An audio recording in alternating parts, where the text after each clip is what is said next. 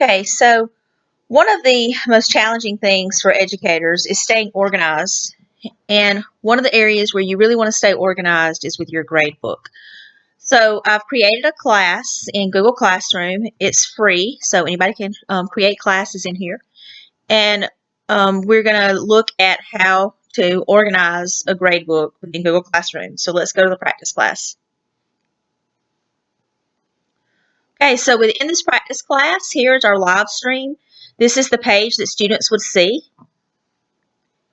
You can share communications with them here, assignments.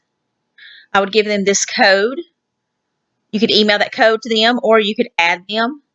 Here under classwork tab is where you would create the actual assignments for the students.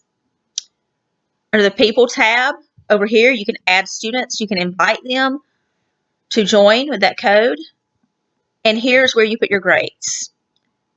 So this is empty at this time, so it's the perfect time to go into settings. We'll click on the dial over here, go to the little wagon wheel, and go to the settings for the gradebook. You need to scroll all the way to the bottom, and you'll see right now there is no method for averaging grades set up. My school district requires that we weight the averages, so I'm going to click the drop down arrow and choose weighted by category. Now, I teach high schoolers, so I'm going to activate this tab so that they can see their grade. If you don't want to do that, you can always just turn it back off.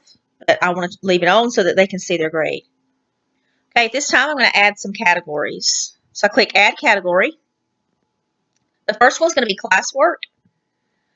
I need 70% to be assessments, so the other 30% is split up. So I'm going to let classwork be 15%. I'll add another category for homework. I'll let homework be 10%. We do projects from time to time, so we'll have a projects category. I'll let projects be 5%. And then you'll see here that it's letting me know I have 70% remaining, which is perfect because that's how much my assessments category needs to be according to my school district standards.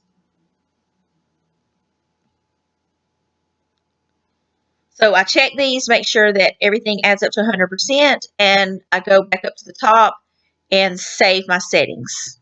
And my gradebook is now set up with weighted categories. But let's say that it gets a little closer to time for classes to start, and I decide I don't really want that many categories to choose from. I want to try to keep it as simple as possible. I can go back into settings.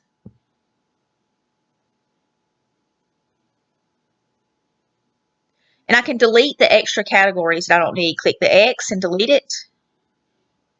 Click the X, delete the projects category. I'll rename this one classwork homework and make it worth 30%.